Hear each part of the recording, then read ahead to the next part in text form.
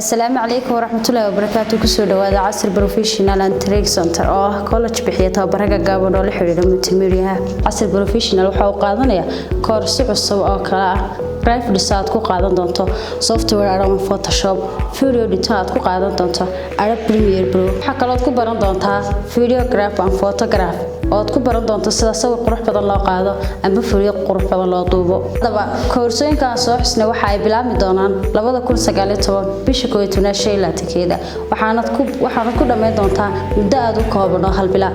Hadaba aan ku tilmaamo casr professional waxa uu ku yaala caasimadda Hargeysa gaar ahaan xaafadda Jogjeer waxaanu dhinaca ku haya hotel Sheebe ama dhismaha Hobsiye.